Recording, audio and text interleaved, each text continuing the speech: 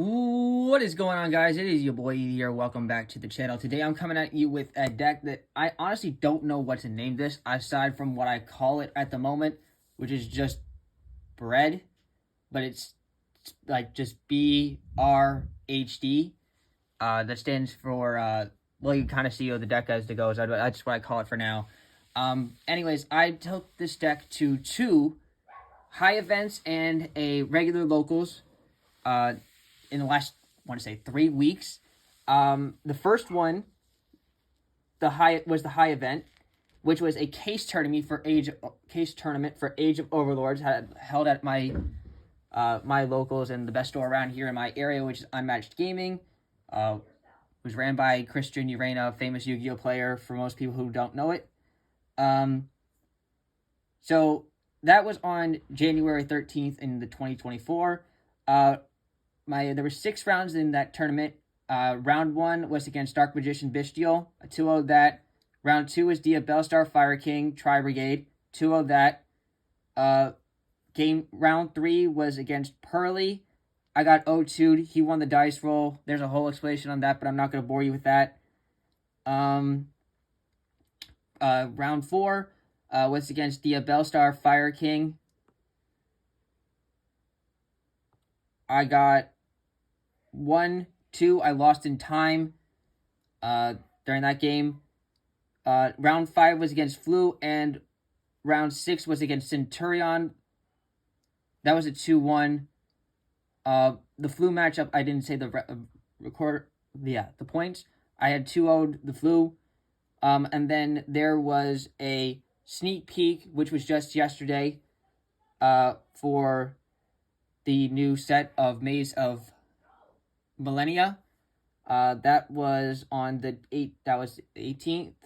That was against, there were 4 rounds in that. I had round 1 against Exosister.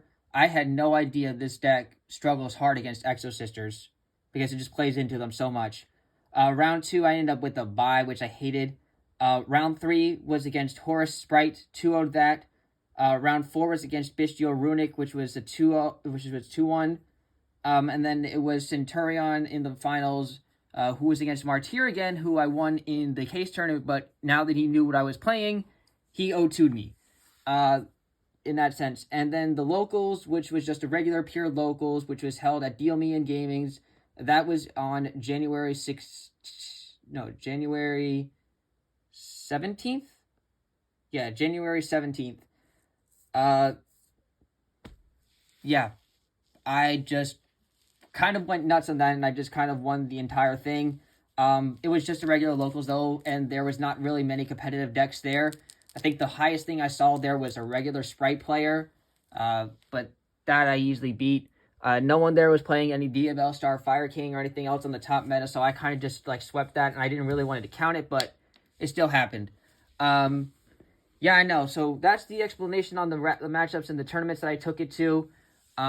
But now let's get into the deck profile. If you guys go into to enjoy the deck, leave a like and subscribe. Comment what you guys think. At the end of this as well, I'm also going to show you some cards that I was thinking about considering changing up. And keep in mind, this is all pre Maze of Millennia. Obviously, now Maze of Millennia stuff is going to get released. So like Transaction Rollback and Bonfires and Buzz King and all that stuff, this was not taken into account when building this deck. Yeah, let's just get right into it. It's a clean 50 card deck. Yeah, let's go right into it. Let's start off with the monsters. You're starting off with 2 copies of Guiding Quem the Virtuous. This is a very good normal summon for the deck. We only have 1 send target with this card in the build we used throughout these tournaments. But I feel like this was a really good normal summon. It pairs really good with the Bystials, being able to make Chaos Angel and give it double effects. Gets it also into your other level 10s like Baron, for example. And during the tournament, the 1 target that we had send, which I'm going to pair up here, is going to be the Incredible Ecclesia the Virtuous. At times I had there was 1 card I had considered trying to replace, but I liked the fact that Incredible Ecclesia can special summon itself for free, just inherently. And then all I had to do was just get a Bystial on the board, and I could easily make Baron before I go off in the rest of my plays, and I didn't have to waste my normal summon on, like, Cartesia. So, yeah, that's those three. Really, like I said, really solid normal summon, too. Onto the Bystials now. Obviously, we're playing 3 copies of the Bystial Lobelion. This gets you access into all the rest of your Bystials. You can put Branded Regain, which is one of your best recoveries and draw powers in this entire deck, or put Branded Beast on the board, and that will help break some cards off your opponent's board as well. This card is a mandatory 3 of. It is extremely cheap and viable right now, but it is so good right now. Onto the regular, like, Bystials. We have, obviously, the limited at 1 Bystial Magma Hut to get access to the rest of our dragons, and also just really good generic stuff. Only 1 copy of Bystial Druid Worm, because I actually only have access to 1. I ended up selling mine a while back ago and just managed never to get my hands on the others, but it worked for me. I have nothing else to say for that. It just worked for me. I never needed a second or a third. 2 copies of Bystial Saronir. This will help send other Bystials and stuff to your graveyard. You can, like, send Branded Regain and have Beast placed up Lobelion. Then during the end phase, Beast will put a Regain face up. Really good. Also, Saronir sends the Lobelion sometimes, which is nice. And the last Bystial I played is Bystial Baldrake.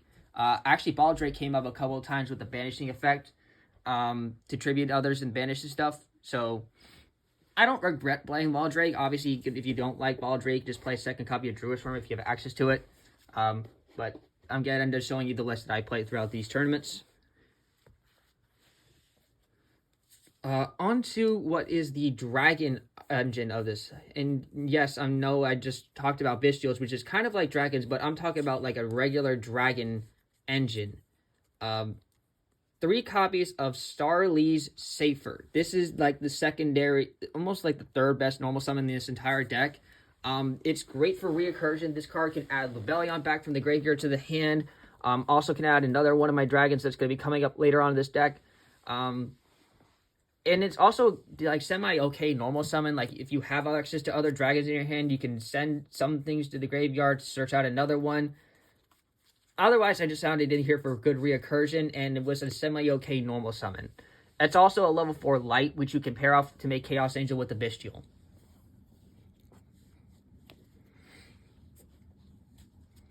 Onto the secondary best normal summon in this entire deck. We are playing 3 copies of Black Metal Dragon. This card is a non-once per turn, except there's only 1 target that you can add from your deck to your hand, which is going to be the next card. Which is a non-Red Eyes card, except for Red Eyes Black Chick, or Metal Dragon. And Black Metal Dragon doesn't count as a Red Eyes card, so you can't really search it. There is nothing in this deck, though, aside from, like, spheres, that you will be able to use to special summon this card from your deck. Now, I don't play 1-for-1. I just kind of wanted to either see it or don't see it. And it was a good card to draw, too, if I just needed a normal summon, too. Yeah. And the 1 card you search off of Black Metal Dragon is the 1 copy of Red Eyes Darkness Metal Dragon. This card will revive a dragon from your graveyard or special one from your hand. Obviously, being multiple targets, being throughout the Black Metal Dragon, Shafert, any one of your Bystials except for Lobelion, are a couple of the cards later. Heck, some of your Dragon Extra Deck monsters you can revive too, which is actually really good. And then, of course, you can also get this card back from your graveyard to your hand using the Magma Hut, because it can actually add from your graveyard to your hand, which can actually play under Droll and Lockbird, which I had found out during the case tournament. This card, like, overperformed, by the way. Helped me make spheres, and even helped me get into Underworld Close Goddess a couple of times, too. Which is really nice. I know I'm spoiling half my extra deck, but this all is, like, coming up when I'm, profiling. Chaos Dragon Levineer is the other dragon monster we play in this deck that we can add back from our graveyard to the hand with Starly's Safer. This card came up a bunch of times for breaking boards with the I Banish the Light in the Dark. So I feel like this was a great call. I had considered taking this card out because it like does brick on you sometimes when you don't have enough to banish. But it's honestly, if you're going second and you don't really want to, it's okay seeing this. But if you're going first, it's not the greatest. It's more like a discard fodder then, in that sense. Then I'm playing one copy of Ringo Worm, the 100 apple, the dragon guarding the 100 apples. I actually was like hesitant in playing this card at first, but when I started using it as like, okay, yeah, this card being a level 2 tuner is like comes up a lot. The non-effect monster does not have to be on my side of the field, especially on this card for my hand.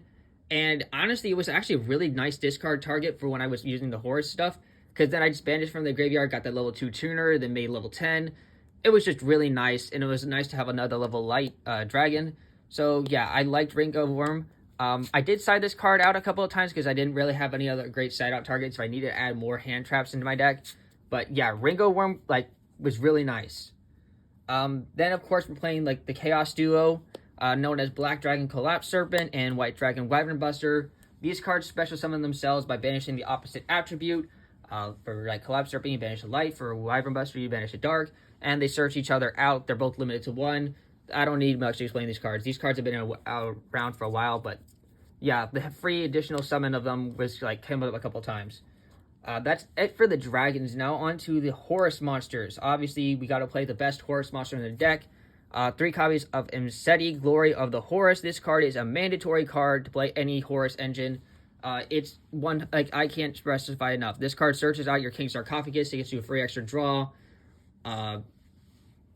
Being able to also level 8 Dark. And if a card is sent from your field to the graveyard by an opponent's card, you get to send one card on send one card on the field to the graveyard. Just extremely well. I know it's a little bit pricey, but you gotta play it. It's just too good not to do.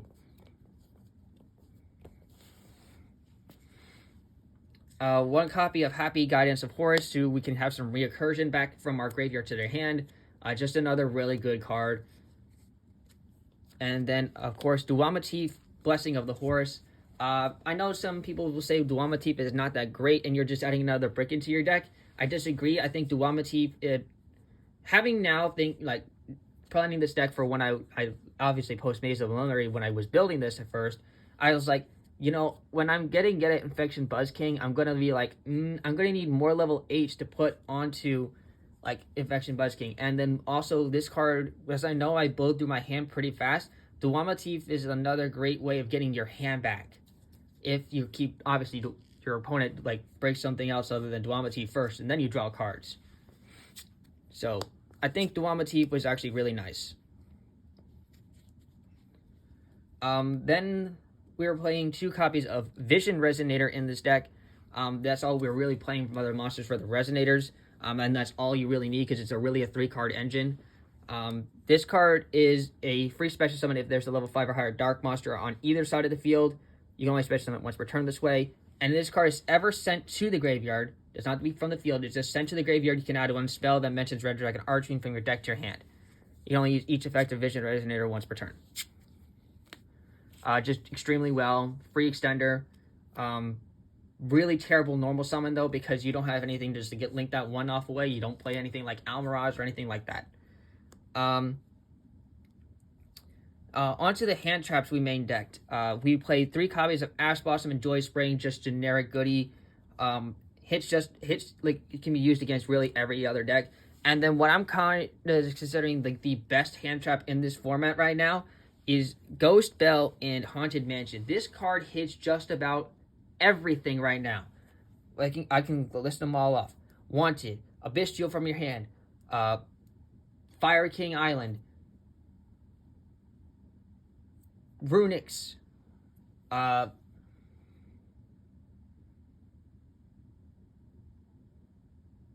already said Fire Kings.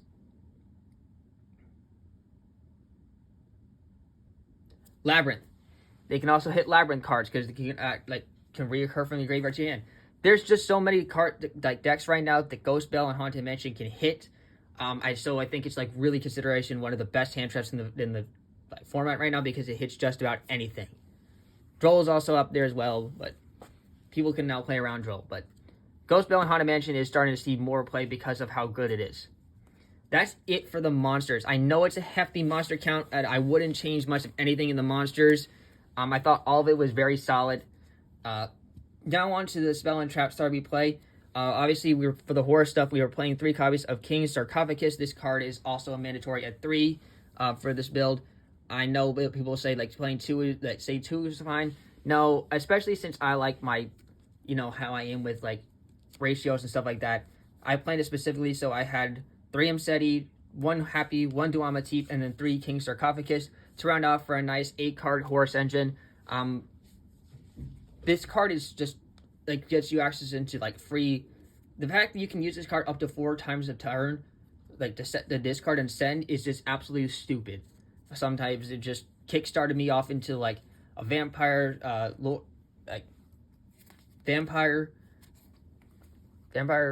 zombie vampire, and just milled cards, and got me into a whole everything else I needed into the rest of the deck. So yeah, King Sarcophagus, mandatory.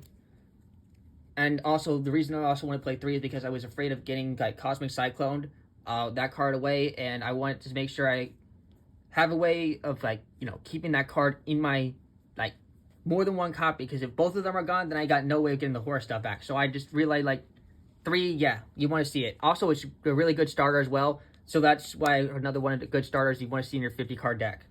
Then we have counteractions. We have Triple Tactics Talent. 3 copies of Triple Tactics Talent. I did not decide to play Called by the Grave at all during this tournament, because I just realized this deck, I realized when I was building it, this deck can play around hand traps like it does, like Dragon Link does. Because this deck is just, say, power through every hand trap you throw at me, essentially. And Triple Tactics Talent was nice because I really liked ripping cards out of hands, taking control of a card. The taking control of a card won me the Centurion against Martyr the first time, because I was able to take his red Supernova Dragon. Just extremely powerful card.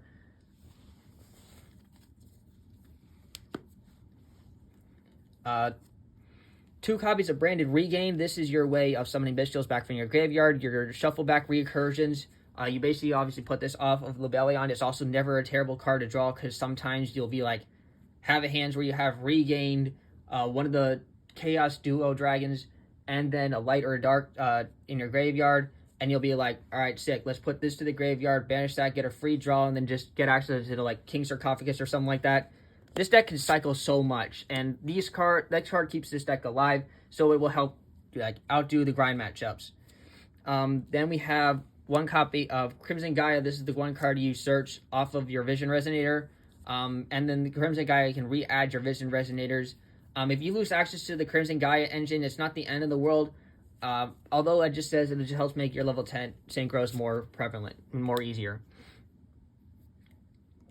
Oh, also, this card was the one reason I was actually able to beat the Flu matchup, because I know M-Pen makes your monsters that are special summon attack position not activate their effects, and also that M-Pen can half attacks.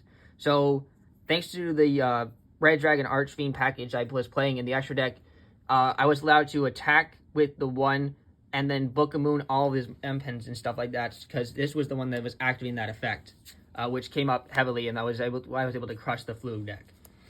So the Crimson Gaia really came up itself. 1 copy of Chaos Space. This card was glued to my hand almost every single time I was playing this deck. Having only this card at 1 of just makes it's just so powerful. It's so powerful. Even only having 1 of it is just alright, bet. We got light and dark targets. We have access, we can search Lebellion off of this. We can add your copy of your Collapse Serpent, your Wyvern Buster. You can add Levianeer. You can, as your pretty much your main only targets, but still, that's so many different targets you can search off just for any different situation. And then being able to put anything back, including one of your extra deck cards, back into your main deck, and then draw a card is so good. This card is crazy. Last spell we're playing in the deck is just 1 copy of Foolish Burial. Like I said, this can send Araneer to get your stuff done, or if you want to send your Vision Resonator to make sure you get access to your Crimson Gaia, that's another good one. Onto the traps, and there's only 4 traps to round up this deck. Pretty straightforward, simple. 3 copies of Infinite Impermanence, so there's another hand trap, and also a Calm Spell and Trap Negate, and 1 copy of Branded Beast to help break boards, and also set up our Regain again. That's it for the main deck, guys. Let's go off and show the extra deck. We are starting off with Link Monsters. We have 1 copy of Underworld, Goddess of the Closed World. This card actually came up for me like twice that I can recall off the top of my head. It is a little bit harder to get into because you just take 4 effect monsters and you can use a card your opponent controls. But when you get this card on the field, it is extremely, extremely powerful. Being able to negate every other face-up card on the field your opponent controls is just broken. 1 copy of DeHark, the Dark Charmer, Gloomy, being able to special summon back a Dark and then just like get a free search of a Dark monster that has less than 850 is just great as well. SP Little Knight, broken card right now, mandatory in like every single deck. This card's $100 plus for a reason. That's all I need to say about this card. IP Masquerena, obviously so you can use it to make close guys during your opponent's turn or something like that, or SP Little Knight. And it's just also a free generic link too. Better than like most stuff you can think of. 1 copy of Herodic Seals of the Heavenly Spheres. Spheres is just a crazy card. Absolutely broken to start off into any one of your dragons that you need. Being able to bounce a card your opponent controls. It's basically what you do in the 1 card Red Eyes, the Black Metal Dragon combo. You basically just make the Striker Dragon we have here, and then you use the Metal Dragon, add the Red Eyes Darkness Metal Dragon, banish Striker Dragon, summon Red Eyes Darkness Metal Dragon, revive the Red Metal, the Black Metal, and then linking it into Herodic Seals of Heavenly Spheres. There were some times where I ended up just on Spheres and like 2 back row and 2 hand traps in hand, a back row and 2 hand traps in hand, and I was okay with that. That's it for Link monsters, though. Onto the Xyz monsters we played. We have 1 copy of Super Sky Slayer Typhon, the Sky Crisis. This card's so easy to put on boards now. Played in just about everything right now as well because it's just so easy to make your opponent special summons 2 or more times for the extra deck on the previous turn or the turn before that. You just get to summon this card for free, but after you summon that, you can't summon anything else the rest of the turn. It's as simple as that. There were times when I didn't have a hand or no recursion back into the hand. I drop decked a monster, normal summon, and put Typhon on board, and I was able to crack back some boards and at least make it a little bit more challenging for my opponent to win. 1 copy of the Zombie Vampire, extremely good. Did not fear tier matchup once at all because I was playing Bystials and everything else like that. So I had no issue with putting the Zombie Vampire and gassing up everything graveyard-wise. Really, really good. Then 1 copy of number 38, Hope Harbinger Titanic Galaxy. I don't have access to number 90. I know it gets reprinted. But even so, I wanted to say I needed more spells, spell negations, and I thought Titanic Galaxy was great. Yeah, I am planning on taking this card out once the new meta settles in, but I'll share with that information at the end. That's it for Xyz monsters. Onto the Synchro monsters, and probably the best cards that you see in this extra deck. The Synchro engine for 6 cards is just absolutely perfect. There's not one bad card in the Synchro 6.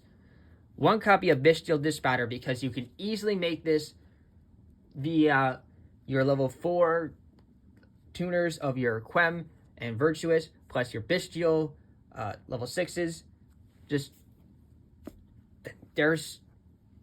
I can't say enough of that. You can also use it at level 8 plus your Vision Resonator to make this as well. Dispatcher is just so accessible. And being able to be a negate as well with this card is insane. Being able to shuffle back cards and targeting any level light or dark monster that's banished, and either player is banished and summoning it to your field, insane as well. Copy of Chaos Angel. I mentioned that you can summon Chaos Angel numerous ways throughout this deck. It's so good not to play, being able to banish any card on the field on summon and having made with light or darks, which is everything in this deck. There's not, aside from Ash Blossom, I don't think there's anything in this deck that's not light or dark, so it's so easy to get access to. Well, obviously you can't use the Horus monsters to make this anyway, so I can't even specify that. Yeah, just Chaos Angel is just too good. 1 copy of Barone, Defleur, negate, summon back, pop a card on the field, too good not to play. 1 copy of Excel Synchro Stardust Dragon, being able to summon back your Ringo Worm, your Vision Resonator, then use it to make your Dispatter or your Baron. So good. You don't play the Stardust Dragon to do the quick effect, but it doesn't matter. They're really just in here to summon back the level 2 from your graveyard. And then the 2 Red Dragon Archfiend cards is just 1 copy of Scarred Dragon Archfiend and 1 copy of the original Red Dragon Archfiend. Yeah, that's pretty much all I needed to say for this extra deck. Let's go on to the side deck so I can show you guys what I was siding in and out. We are playing for the side deck 3 copies of Droll Lockbird. This card is just super good against every deck. 3 copies of DD Crow. Really good against Diabelstar Fire Kings right now. Also great against Centurion. Which I at least thought of at first, but I realized that even though Centurion can play around it very well. 3 copies of Nibiru, the Primal Being, because so many special summon decks around right now. Combo-based decks like my own struggle against Nibiru. Harpy's Feather Duster for blowing up cards. 2 copies of Lightning Storm to blow up back row. 2 copies of Cosmic Cyclone to banish cards on the field. And like stop broken spells and stuff like that. Get rid of the Runic Fountain, continuous spells. The trap cards of the Centurion was my idea. And then the 1 extra deck monster, Scarlet Red Dragon Archfiend, which is in here for time. I sided out the regular Red Dragon Archfiend or Closed Goddess when I was putting this card in for time matchups. That's pretty much all I say. Clean 15 side deck, clean main deck. Not much I really need to say about the rest of this, except this deck was just so good. One of the best decks I played in a while. Honorable mentions, which are cards I'm thinking about putting in going forward, which were not which obviously were not in the deck. Number 1, Infection Buzz King, which just got released. Granganol, the Dust Dragon, and Cartesia, and Albion, the Shrouded Dragon. All honorable mentions, which are cards I was considering putting in for this deck going forward. Can't wait to keep improving this deck. Thank you guys for tuning into this deck profile. I know it was a bit of a long one, but I want to make sure I explained everything pretty clearly. I hope you guys enjoyed the rest of your days. And yeah, this is your boy A signing out. Peace.